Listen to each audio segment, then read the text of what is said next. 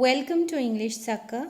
Let's look at the line by line explanation of part 3 of the chapter The Enemy by Pearl S. Buck. If you're watching my video for the first time, then take a moment to subscribe the channel. If you want to listen to the detailed explanations of other chapters and poems, then you can find them in the form of playlist. Let's move on to the video now. There are moments in life when we have to make hard choices between our roles as private individuals and our roles as citizens with a sense of national loyalty.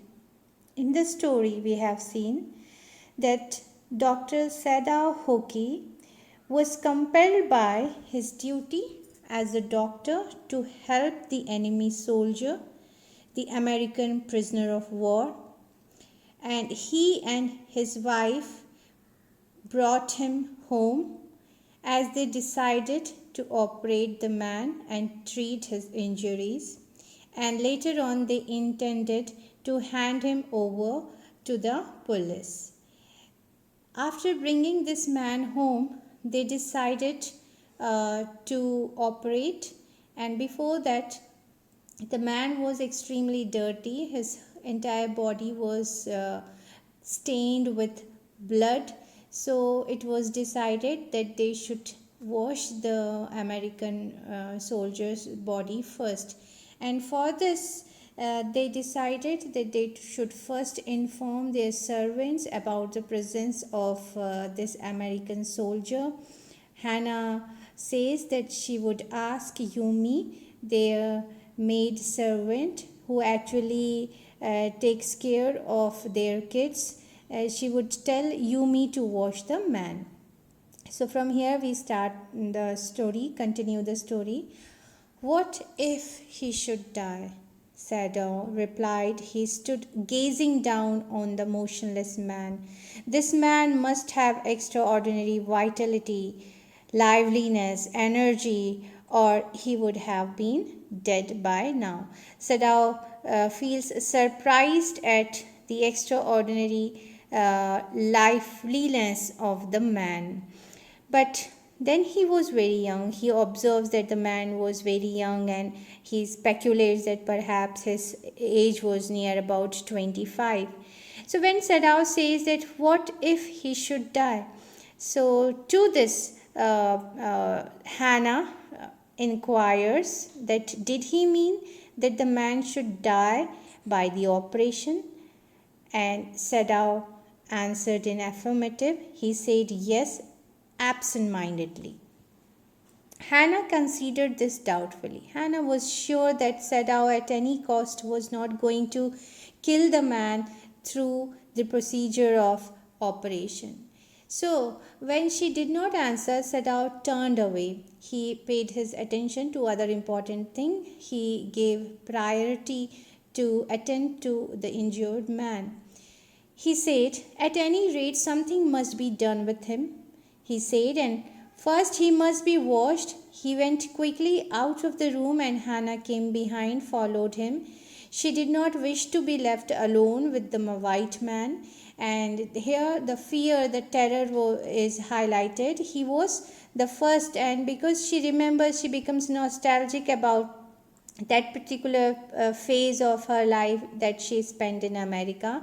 He was the first she had seen since she left America after completing her education, and now he seemed to have nothing to do with those Americans whom she had known there when she was there. So here he was simply her enemy, his nation's enemy, a menace, a threat, a danger, either in living form or dead form. So she, along with Sadao, she left the room as they decided to inform the servants about the presence of this American prisoner of war. They wanted to take their servants in their confidence.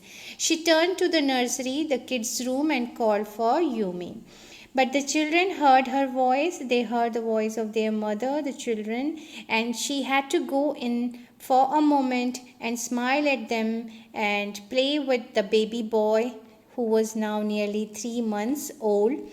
So she just showered her motherly love, motherly affection for the baby boy as she moved her mouth over the soft black hair of the baby boy, and then she asked Yumi to follow her. She said that she will put, Yumi said that she'll put the baby to bed as the baby was ready to sleep. And then Hannah went with Yumi into the bedroom next to the nursery and stood with the boy in her arms. On the other hand, Yumi made necessary preparation for making the boy sleep by spreading the sleeping quilts, the mattress on the floor, and laid the baby between the two quilts. Then Hannah led the way quickly and softly to the kitchen. She was soft in her attitude. She has politeness in her attitude. She was not trying to give a command to Yumi. When she entered the kitchen, she was aghast. She was surprised to see the terrible and fearful reaction or expression present on the faces of the two servants. The two servants were frightened at what their master or Sadahoki had just informed them. So here we learn that Sadao had informed the two servants already, and who are these two servants? The old gardener, who was also a house servant for a long time, and he pulled a few hairs on his upper lip to check whether he was not dreaming, and it was true. So the gardener said, "The master ought not to heal the wound of this white man." He expressed his fear, and in a way he tried to warn the Sadao family, especially here Hannah, that Mr. Sadao should not try to give a treatment to this white man. He said bluntly to Hannah, "The white man ought to die because first he was shot, then the sea caught him and wounded him with her rocks, and if master heals what the gun did and what the sea did, they will take revenge on us." So he tried to warn Hannah that nature wants this man to die and it is destined that the man should die. So in this situation, if Dr. Hoki tries to save him, nature will definitely take revenge upon them. So Hannah was a little terrified and she said, "How did she handle the servants?" "I will tell him what you say," Hannah replied very courteously, very politely. But she herself was also frightened, although she was not superstitious as the old man was, and she didn't believe in illogical beliefs. Could it ever be well to help an enemy? She just thought this just question came in her mind. However, she told Yumi to fetch the hot water and bring it to the room where the white man was. She went ahead and slid back the partitions of the room that was Sadao's father's room. Sadao was still not present there. He had went to his room to bring the surgeon's kit. Yumi followed Hannah and she put down her wooden bucket. Then she went over to the white man. She went close to the white man, and as soon as she saw him, there was a feeling of disgust that she experienced as her thick lips folded themselves into stubbornness. She just became adamant there and expressed her reluctance not to wash the man. And she said, "I have never washed a white man," she said, "and I will not wash so dirty a one now." So very bluntly she refused to wash the man. Hannah shouted at her severely this time, although so far she was very polite, she was very courteous.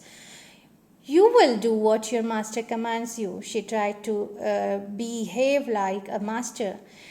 So at this, she said, Yumi replied, "Very well," she said with dignity. It's Hannah who continued, "You understand, we only want," she tried to explain the situation to Yumi, that they just want this man to bring come into his senses, to become conscious, and they just want to give him a treatment, and at the end they intended to hand him over to the police as a prisoner.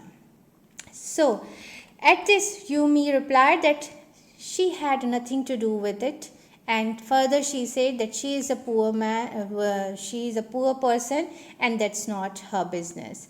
Then Hannah spoke gently to her and asked her to leave and attend to her work.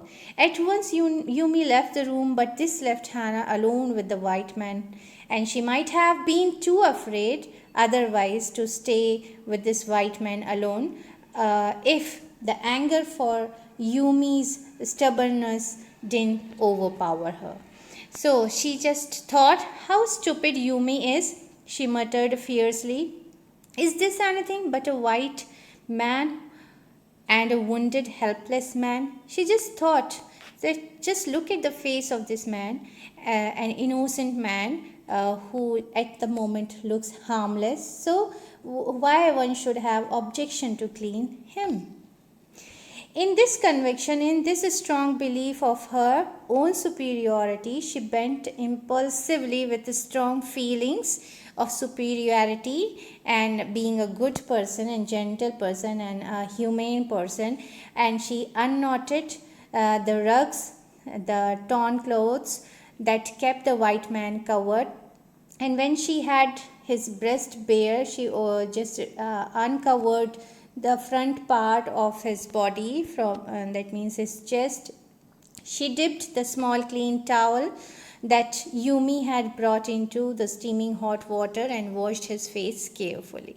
And then she observed that the man's skin, though rough with exposure to sun and all unfavorable circumstances, was of a fine color, texture, and she thinks that he must have been very blonde or very light colored or fair when he was a child. So we'll have today the explanation up to here. Thank you for watching. And here we have few slides of vocabulary. Do study these slides. Thank you.